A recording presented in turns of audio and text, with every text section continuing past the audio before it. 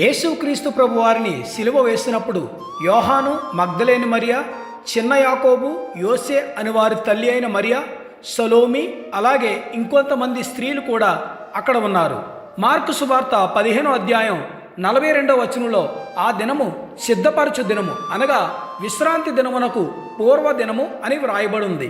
విశ్రాంతి దినమునకు పూర్వదినం అంటే ముందు రోజు, అంటే శుక్రవారం అని మనకు స్పష్టంగా అర్థమవుతుంది.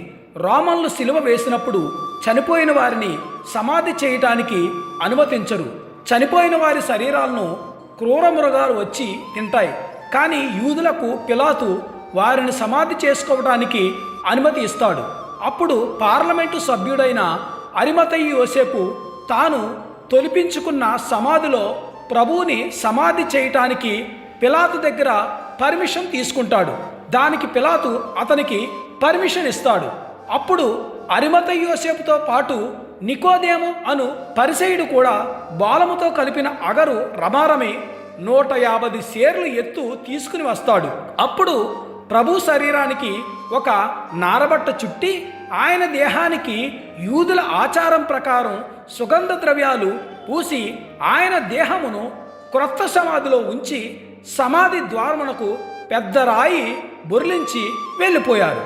యెషయా గ్రంథం 53:9లో అతడు మరణమైనప్పుడు భక్తిహీనులతో అతనికి సమాధి నియమింపబడెను, ధనవంతుని యొద్ద అతడు ఉంచబడెను అని ప్రవచనం కూడా ఇక్కడ నెరవేరినట్లుగా మనం చూడవచ్చు.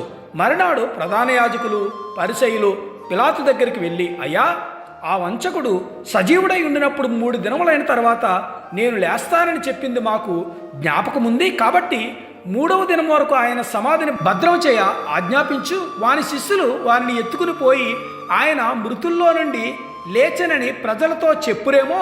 అప్పుడు మొదటి వంచన కంటే కడపటి వంచన మరి చెడ్డదై ఉండునని చెప్పారు. అందుకు పిలాతు, కావలవారు ఉన్నారు కదా, మీరు వెళ్ళి మీ చేతనైనంత మట్టుకు సమాధిని భద్రం చేయుడని వారితో చెప్పాడు. వారు వెళ్ళి కావలి వారిని కూడా ఉంచుకొని రాతికి ముద్ర వేసి సమాధిని భద్రం చేశారు.